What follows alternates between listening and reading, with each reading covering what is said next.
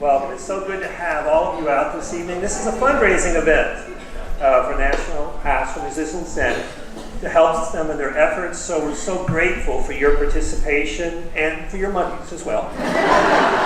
In addition to being a fundraiser tonight, we're going to have a fundraising as well. I look forward to sharing laughter with you all, and some really good talent will follow me. But this evening, to get us all started, one of the things that we all know, that God does have a sense of humor. And so it is important for us at times to give back to God that special gift that we have been given. And so this evening, with our joy and laughter, hopefully we'll come to appreciate a little bit more of all God's many gifts to us. I started clowning about 39 years ago, almost 40. And it was a chance to reach out to people, particularly in nursing homes and in hospitals. So, this evening, I do want to spend just a few minutes talking about somebody who I know has an incredible sense of humor. That's Jesus. A good friend of mine, and was a wonderful humorist. So, I need to hear from you all, and is there any way you could bring up the house lights just a little bit, because I can't see you all. And I do need to be able to interact with you all. Thank you. A little more, sorry. I gotta be able to see hands get raised. Excellent. Excellent, okay, very good. Now, I need your all's help. Tell me a little bit about Jesus. What do you know? What do you know? What do you know about Jesus? This is, by the way, not a trick question. I can assure you, 5-year-olds can answer it. He's love. Excellent. Yes. He taught us all about love, and it's important for us to keep that as a focus in our life, for sure. God's love. And now other things he taught us. Kindness. Okay. He certainly did. What were some of the things he did that showed his kindness? Mercy. And what were some of the things that he did to show his mercy? Healing, certainly. Miracles. Okay, give me one of them. What's a miracle? Okay, water and wine. Excellent, I love that one. You talk about a sense of humor. I mean, think about it. What did he do when he did that? What did he do? Tell me.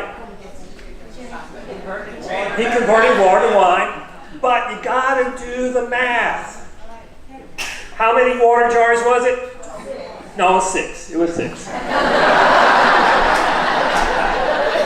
You may wish for 12. But it was 6. Now, how well do you remember the stories? Again, no trick questions here, and I'll give you the answer if you forget. So, 6 water jars, how many gallons each? 20 to 30. 20 to 30. Do the math. This wedding reception has been going on all day long.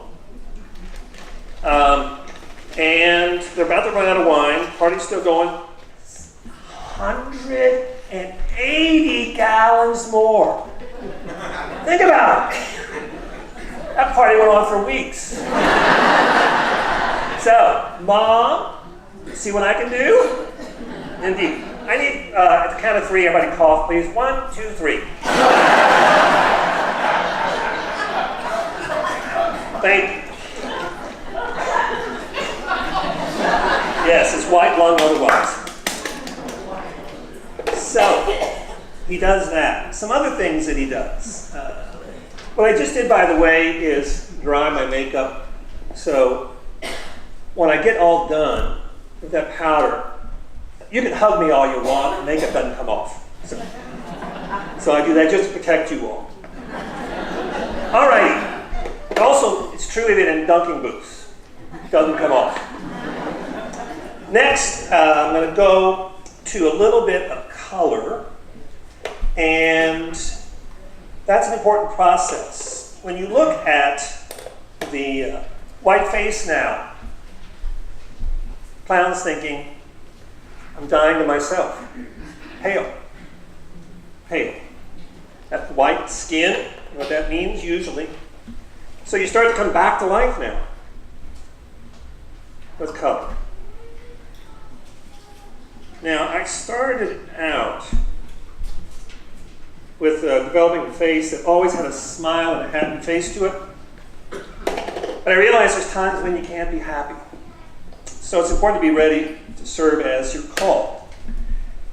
Now, one of the things that I'm going to do tonight, which you should never do, is I'm going to try some new makeup. And that's always a danger, right? But the makeup I used to use went out of business. And as a result of that, I'm using some new makeup tonight. You know about that problem? You know, the makeup you like to use going out of business? I knew you'd understand.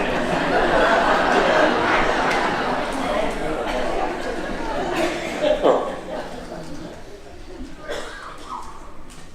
Well, I start, we were talking earlier about love. And so, that's the herb. Okay, let's talk some more about Christ. We talked about one of those movies, one of those parables. He rose from the dead. Yes, he did. Yes, he did. And in doing that, he gave us the promise as well. And he also raised other people from the dead too. How many times are we called to do that as well in our life? The enemy of the clown, by the way, is not death. Clowns can't die. They always come back. Things we battle are the living dead. You know about that, don't you? That's sometimes Sunday morning singing, right?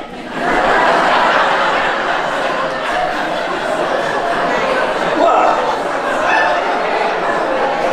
I'm speaking for you, please. Okay. Well, having a little trouble with this makeup. There we go. Well, I'll start with that. Now, let's go forward. We got more things. We haven't talked about Jesus that much. And I said that's the reason I'm here to talk about him. So more, give me some more on Jesus. Some things he taught, things he did. Good shepherd. Good shepherd. Excellent. Excellent. That's an image that we all love. So, what's he talking about there?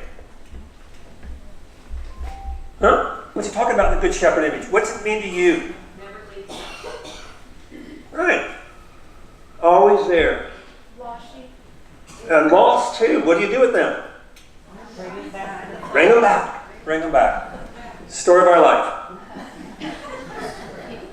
It is. Okay.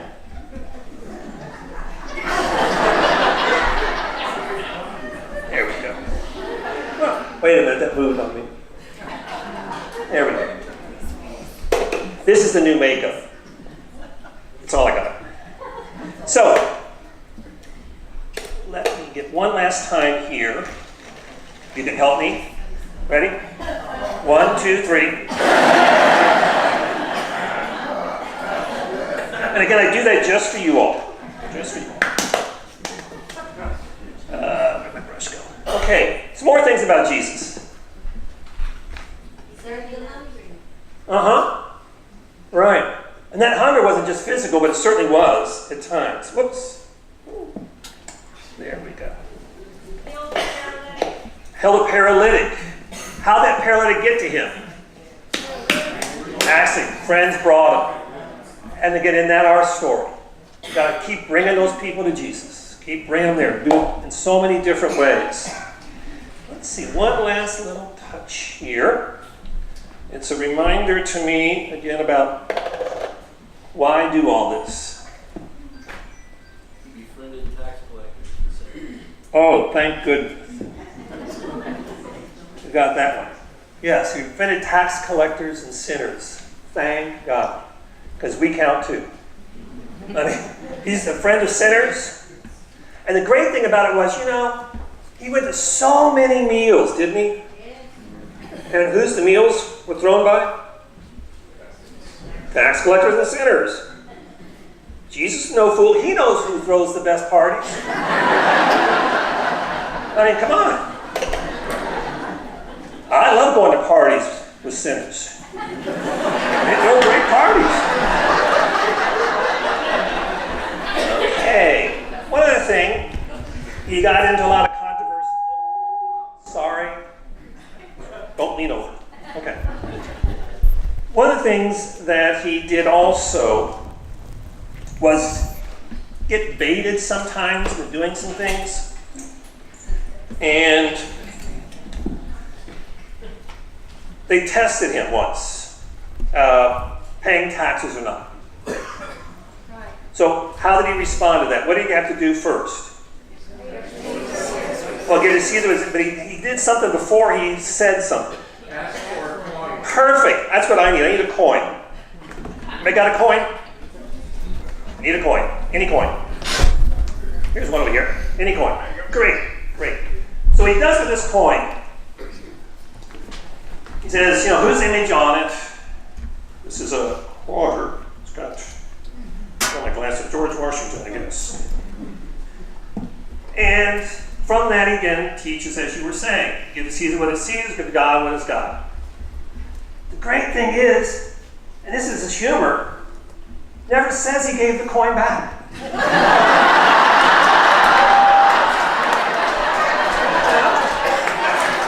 great. Just follow Scripture. Just follow Scripture. You want it back? Go ahead. No. Come on up. Because he talked about the kingdom of God a whole lot. And he used different images, and you all know those, different images. But maybe today you might say, the kingdom of God is like a coin. You want? Go ahead.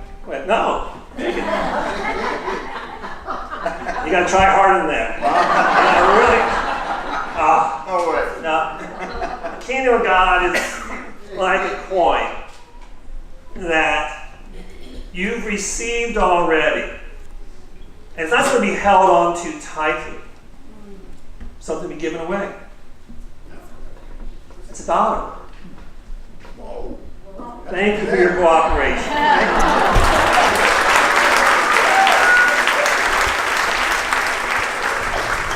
Well, I hope we all of us, tonight have a lot of fun. So, Maestro, a little traveling music.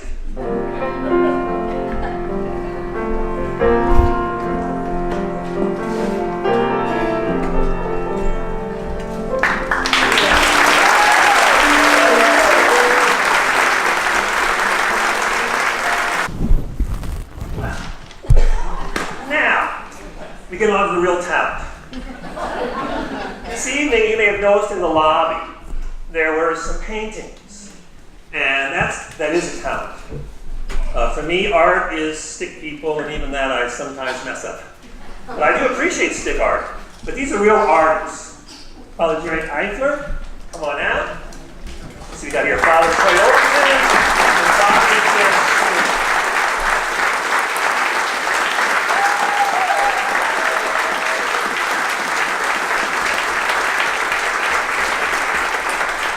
My goodness, what a crowd. Yes. Yes, that's a great crowd. Well, we are the passive artists, I guess you could say, in the group. We've all dealt, the three of us especially, have dealt with art in many different ways. And so you've seen some of our art out there. The question that most people ask me, and I'm sure Jeff and Troy, is how long have you been doing this? And my response is all my life, actually. Art has been very beneficial to me as a human being. When I was a little kid, growing up in the east end of Louisville, Holy Spirit had just been founded a couple of years, and we were in the grade school there. And of course, we were processed, as all of the rest of you all were processed, into education. And so by the sixth grade, for me, I didn't like school. And I felt less than. And I felt sort of dumb, you know. I wasn't playing sports. I was making things. And I made all kinds of things, push carts and houses and toys and whatever there was to make.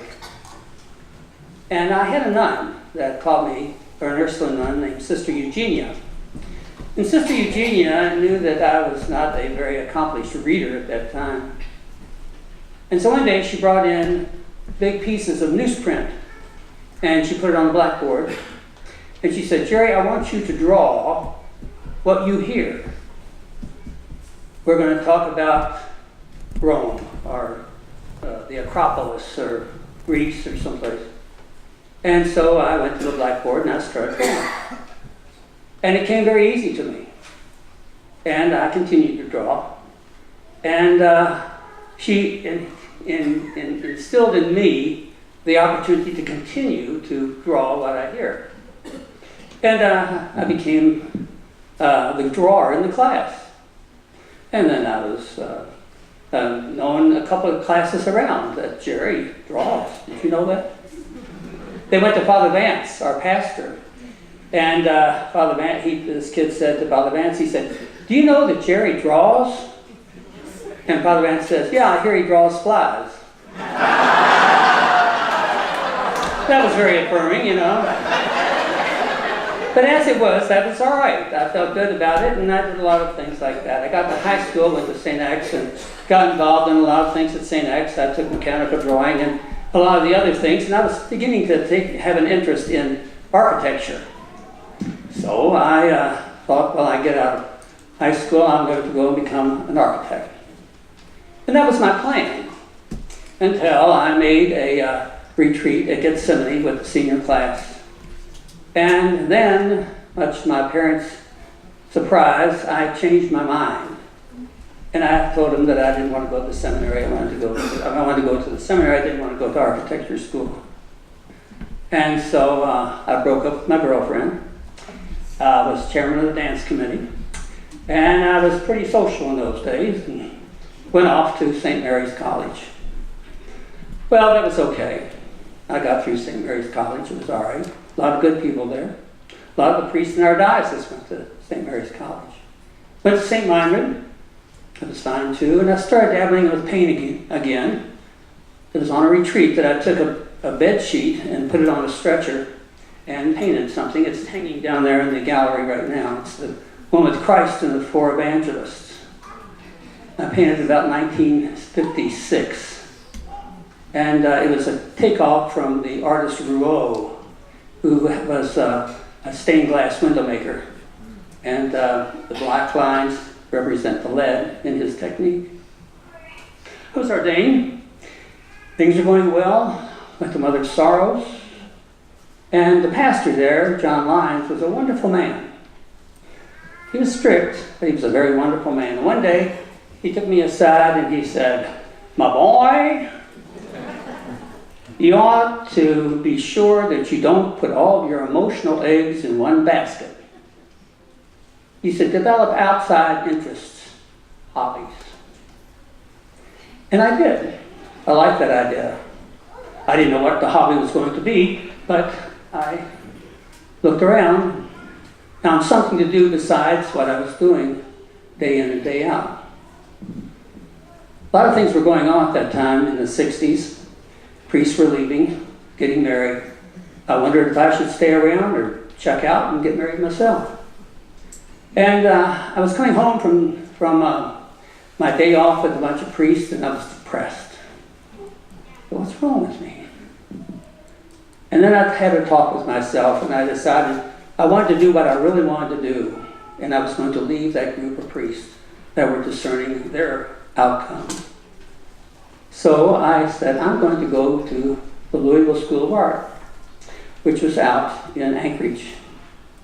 I told him, I said, "I'll see you guys, I love you, but I'm on my way." So I went out there and it was great. I took an apple, a small bottle of wine, I sat down and met the canvas. And I stayed there for a long time. And things started to happen. I felt good about it. The instruction was good. And all this time, I was thinking about various things. So I noticed aside that we were building a lot of schools. There was a time in our diocese when we were building, every 6 months we would start a new parish. And I thought, architecture. So I called up the Archbishop's office and I got an appointment with Archbishop Flourish. Nobody got an appointment with Archbishop Flourish. But I did as a very naive young priest. So he was very gracious and he asked me to sit down. And he said, what can I do for you? And we started this conversation. I said, I've got a brilliant idea. I've always wanted to be an architect. Why don't you send me to school and I'll become the architect for your diocese and your building programs?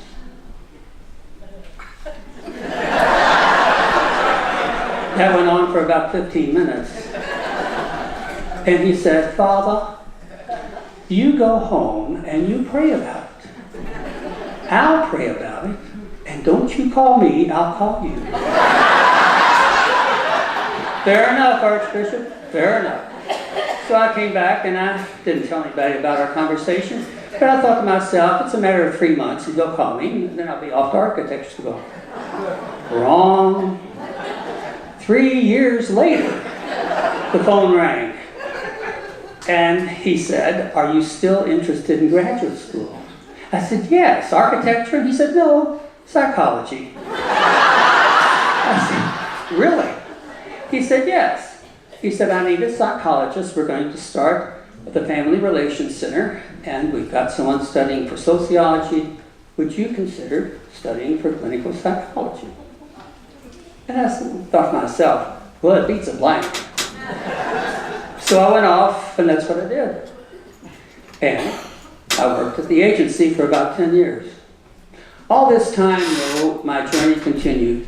And I could go on for a while, but I'm not. I'm just going to simply say that the advice that Father John Lyons gave me as a very young priest, not to put all my emotional eggs in the same basket, was valuable.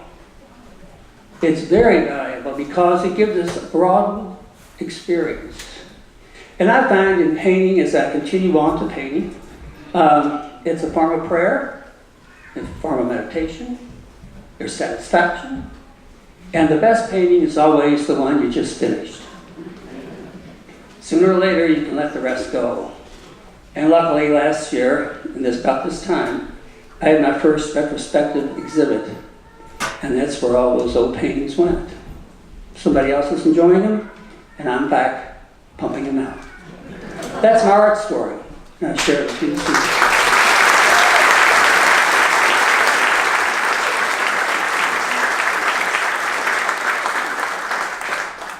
I haven't quite been as successful as Father Jerry as a commercial artist, but I started studying painting about 15 years ago at the end of a sabbatical.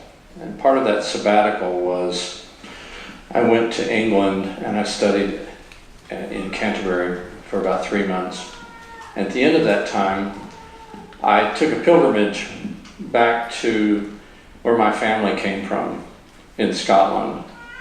And I traveled all around Scotland for 2 weeks and went to the place where my mother's ancestors are from, in Kirkcudbright, Scotland, which is an artist colony now, but used to be a fishing village long ago.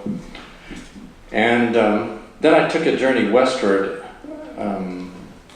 off the mainland and crossed the Isle of Mull, where my grandmother's people are all from, out to the farthest southern end of the Hebrides Islands, and spent some time there on the Isle of Iona.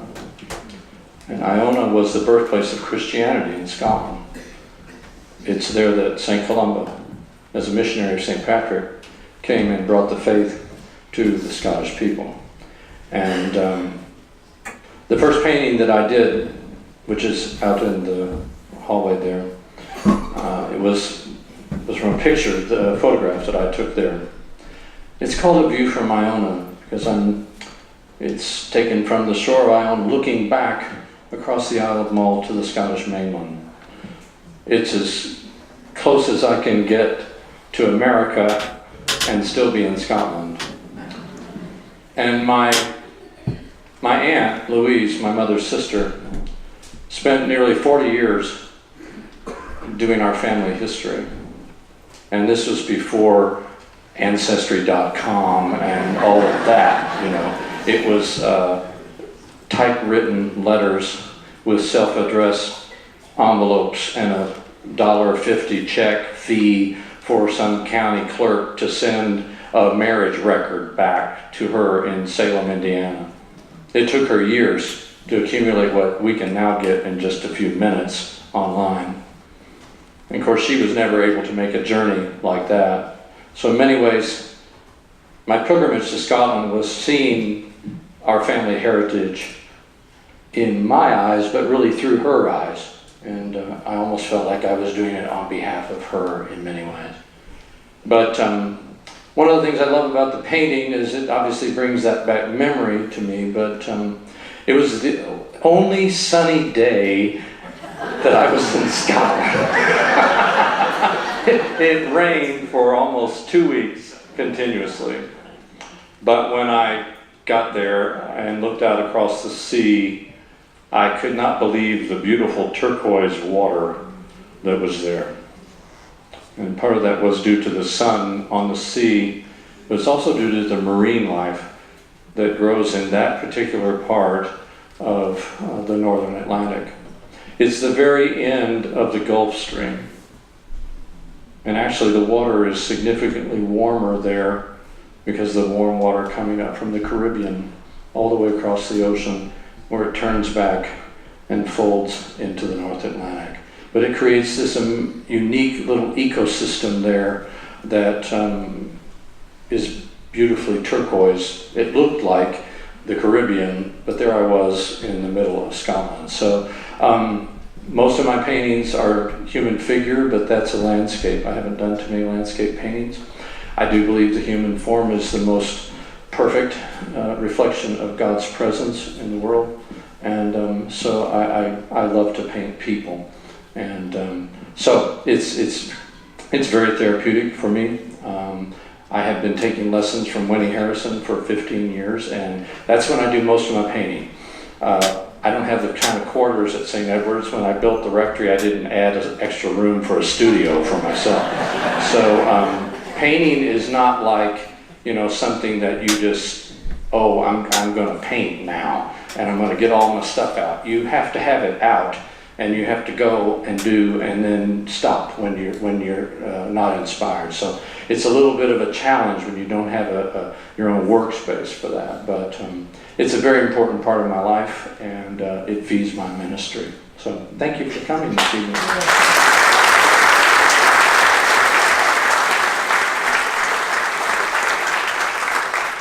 Thank you, Father Troy and Father Jerry. My grandmother started doodling, and I saw her when I was a kid, always doodling on things, always watching TV, not listening to my grandpa.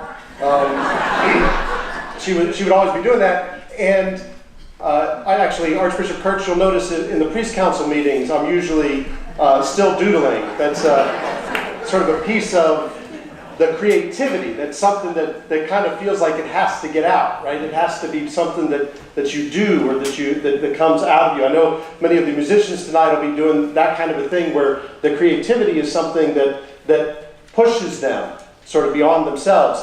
I didn't really get into art. I mean, I used to draw as a kid and would copy cartoons, and Garfield was kind of my favorite. And then in high school, I had Anne Marie Howard was one of my teachers, and she was an art teacher. She passed away earlier this year. I was able to celebrate her funeral with Father Anthony Chandler. And I reflected in that time upon how important she had been in my life as far as art goes, about what gifts she had given me. She believed in every one of her students that they had the capacity to create. And she sought that gift out in them and drew it out of them, and then encouraged that gift. And so it was such an important thing for me. So I had a couple of classes in high school for art. Then I went to the United States Air Force Academy. And would you believe You can take art classes at the United States Air Force Academy. Your tax dollars at work. And so I was able to take 2 more, a painting class and a general art class when I was at the Air Force Academy.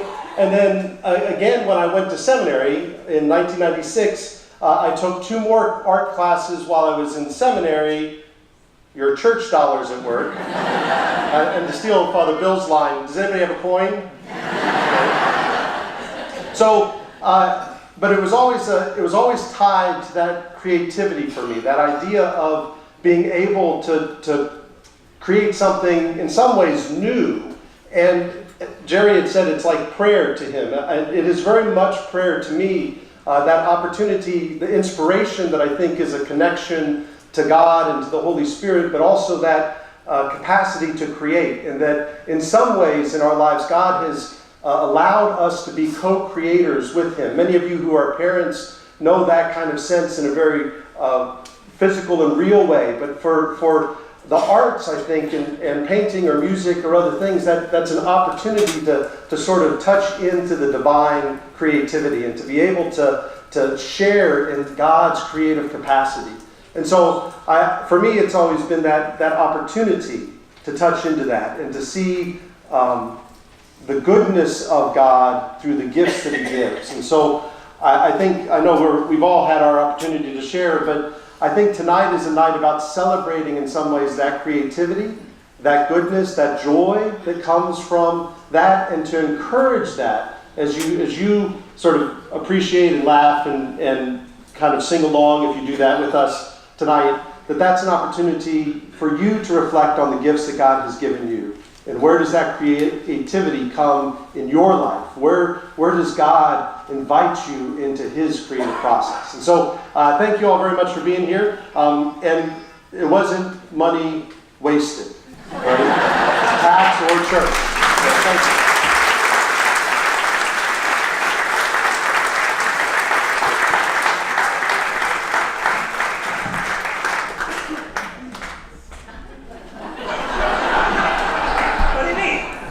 Slipping up here. Red Scout had that wonderful routine. I'm sure you all saw it. Remember Red Scout? Yeah. He had a little broom, and he would chase the floor light, and then slowly disappear. Well, you've been approached this evening thus far with the visual arts and painting as well. So now we'll shift into the auditory arts. And we have this evening with us, starting our musical presentations, Father Jeff Nichols. Nichols, please come in.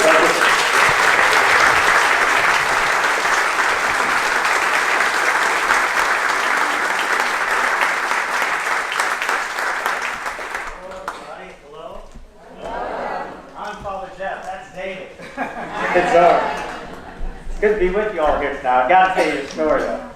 On my way over here, I went to see a parishioner of mine that just had surgery. She's at Oak Lawn, Teresita, y'all. She's doing well. She's doing very well. And I told her I was on my way here to sing a couple songs. And she said, well, what are you going to sing? And I started to tell her, and she goes, no, sing them. So I sang them to her there in her room. And she said, after I sang them, she goes, Father, those are love songs. And I said, yeah, Teresita, they're love songs. She goes, the Archbishop's going to be there. And I said, well, Teresita, I'm not singing to him.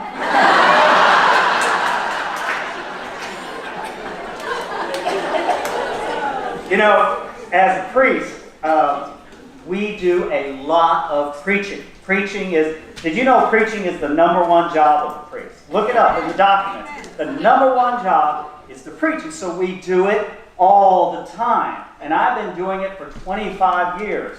A lot. And something happens when you've been preaching a lot. That means you've been in the scriptures a lot, you know. And in short order, you start to see this everywhere. And I'll be driving along, I'm listening to a song on the radio, And I'm thinking, what I'm picturing is Jesus singing that song to me. You know? Jesus, the groom, singing it to the mystical body of Christ, the bride. You know? And for instance, this coming weekend in our gospel, the gospel is going to end with Jesus asking the disciples, his apostles, this question. So are you gonna stay or go? That's the answer, the question he's going to ask. Now, fortunately, the gospel doesn't end there this weekend. It goes on, and Peter speaks for them all, and he says, we're going to stay. Where else do we have to go? You have the words of eternal life. What you're not going to hear is the very next line. See? But a preacher knows that next line.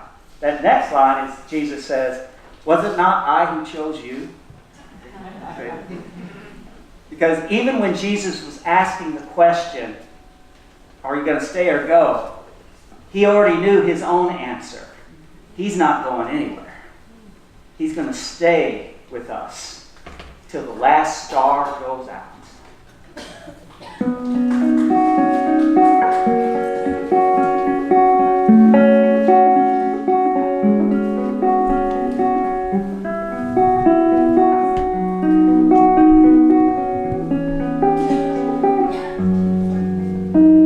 If a picture paints 1,000 words, then why can't I paint you?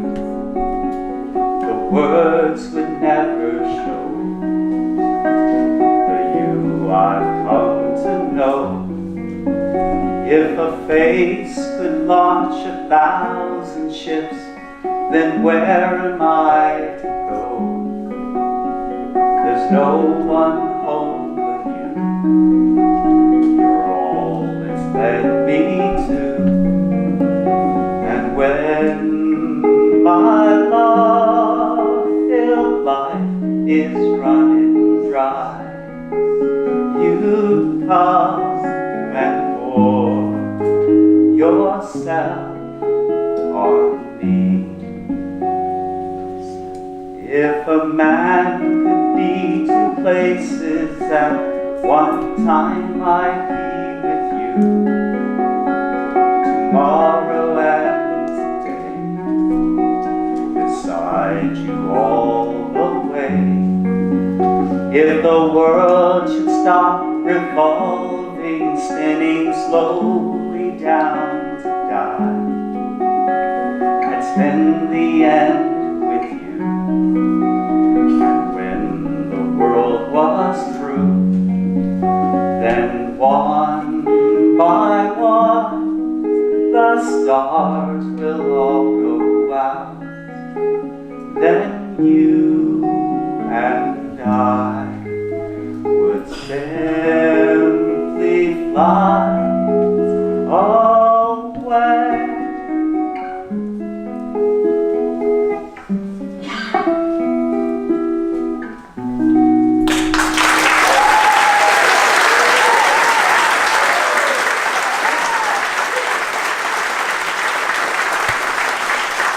You know, if you've been to any wedding, you may have come across this scripture.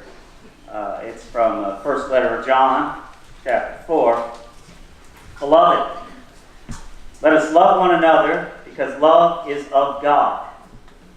Everyone who loves is begotten by God and knows God. Whoever is without love does not know God, for God is love. In this way, the love of God was revealed to us. God sent his only Son into the world so that we might have life through him. In this is love. Not that we have loved God, but that he loved us and sent his Son as expiation for our sins. Beloved, if God so loved us, we also must love one another. No one has ever seen God. Yet if we love one another, God remains in us, and his love is brought to perfection in us. God is love. And it makes me think of this song. Hell is for the way you look at me. O is for the only one I see. V is very, very extraordinary. E is even more than anyone could you adore. And love is all that I can give to you. Love is more than just a game for two. Two in love can make it. Take my heart, please don't break it. Love was made for me and you. Now here's the thing about preaching. It's never just a solo act. The preacher has to do his work, but then the assembly has to be a party. You have to bring your energy. So, you're going to sing with me now. For those that are a little slow, just follow the cards. L is for the way you look at me. O is for the only one I see. V is very, very extraordinary. E is even more than anyone could you adore. And love is all that I can give to you. Love is more than just a game for two. Two in love can make it. Take my heart, but please don't break it. Love was made for me and you. Love was made for me and you. Love was made for me and you.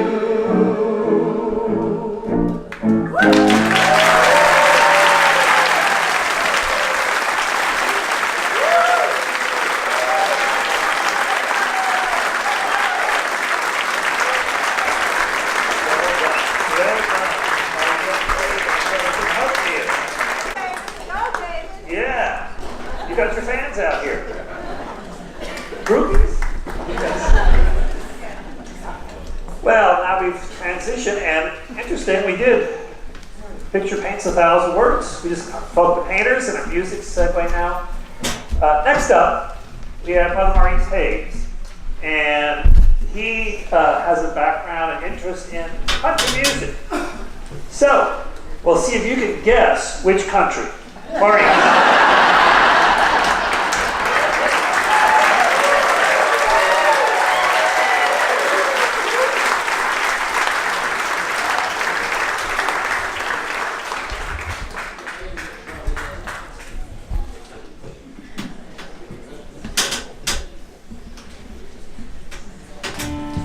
Father Jeff said nobody's ever seen God.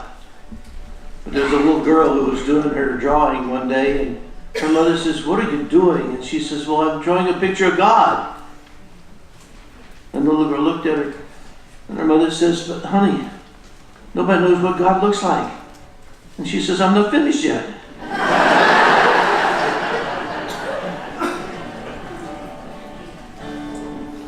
I used to spend my nights out in a bar room. Liquor was the only love I'd known. But you rescued me from reaching for the bottom. And you brought me back from being too far gone. You're as smooth as Tennessee whiskey. You're as sweet as strawberry wine. You're as warm as a glass of brandy. And I stay stoned on your love all the time.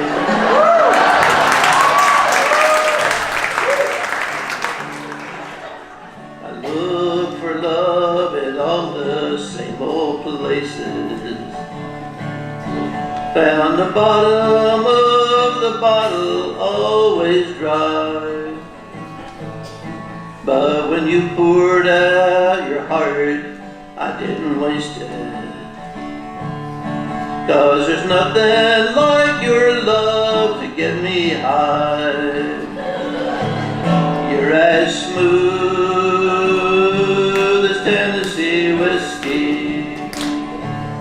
You're as sweet as strawberry wine.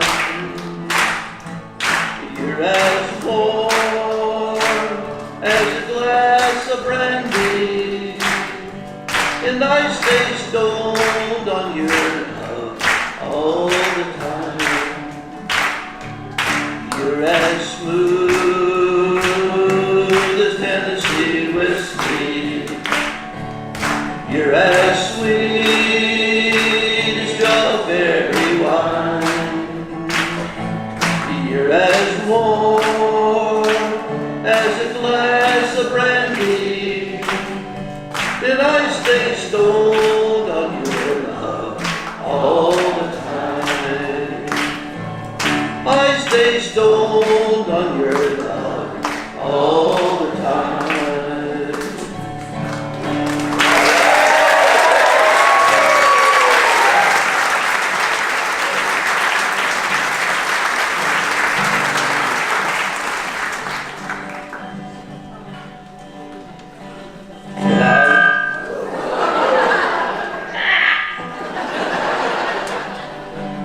When I was a lad in a fishing town, an old man said to me, you can spend your life, your jolly life, a sailing on the sea.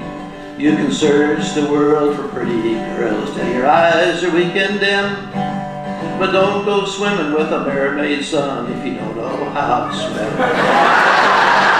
'Cause her hair is green as seaweed, and her skin is blue and pale. And I'll tell you now, before you start, you can love that girl with all your heart. You're just gonna love the upper part, you're not gonna like the tail.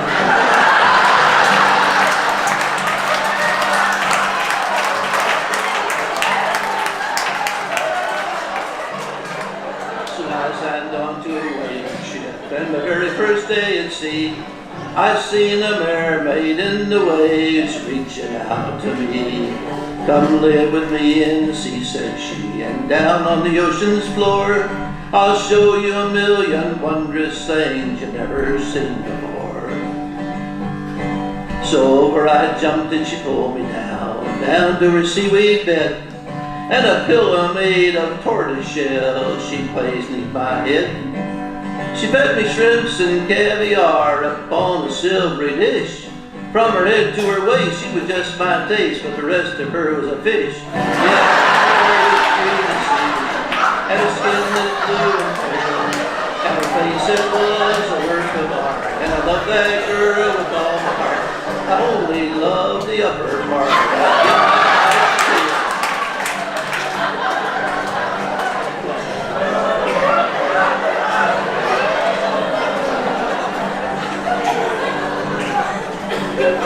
Well, then one day she swam away, and I sang to the clams and the whales. I missed her fins and her seaweed hair and that silvery shine of her scales. Then her sister, she swam by and set my heart a whirl, 'cause her upper part was an ugly old fish, but the bottom part was a girl.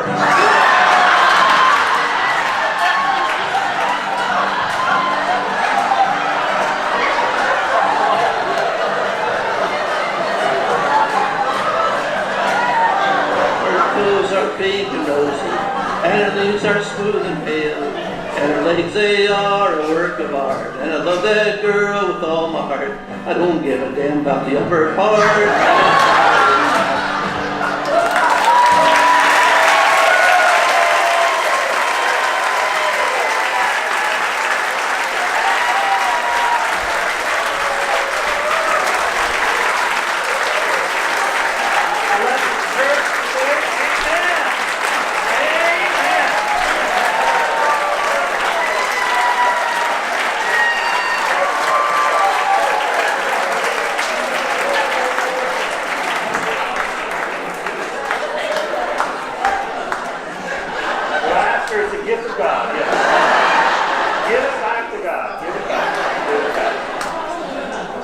Well, we'll segue now into, well, I was anticipating the time of year with the rain coming on, but now we have Father Fred Clotter. He's accompanied by Mark. I forgot to introduce you last time. Mark, Father Fred, please join us now.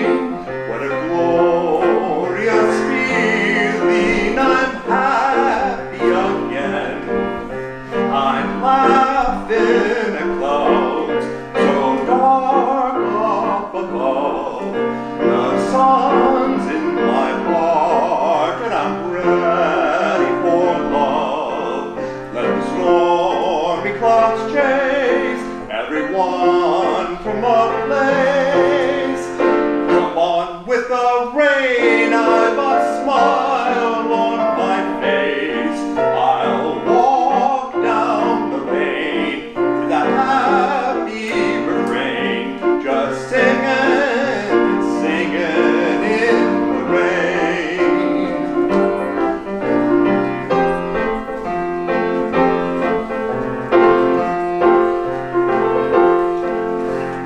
Dancing in the rain, da da da da da.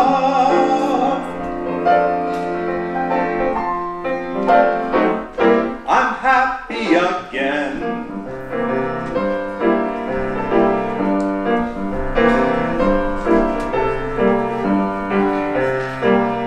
I'm singing and dancing in the rain.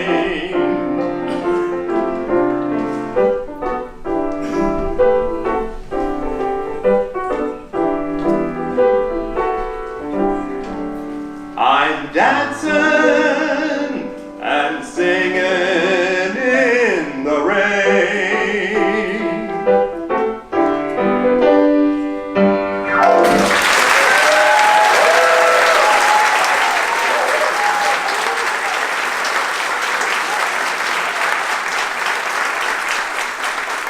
Now, when I got asked to do this, I was given one instruction. No Ave Maria, nothing religious. This next song is not religious.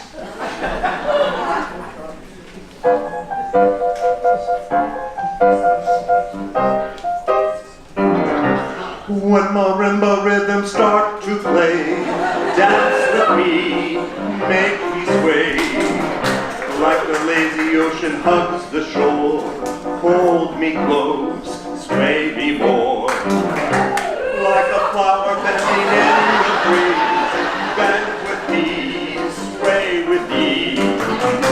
When we dance, you have a way with me, stay with me, sway with me. Other dancers may be on the floor, dear, but my eyes will see only you. Only you have that magic technique.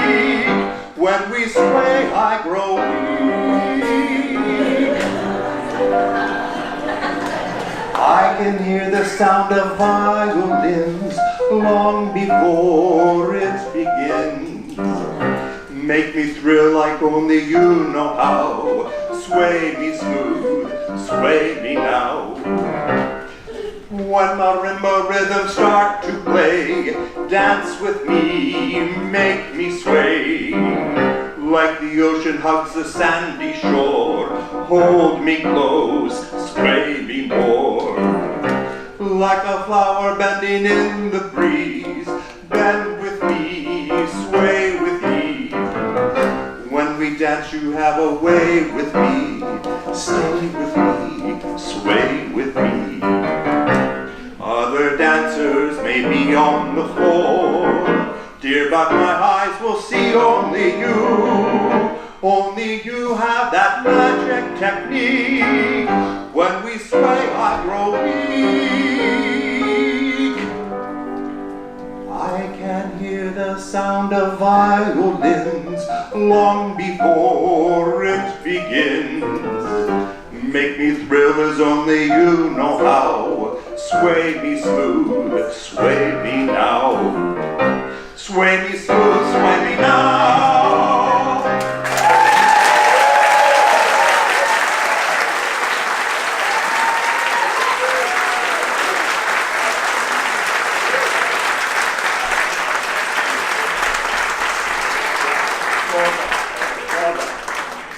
Yes, we got the full musical repertoire tonight.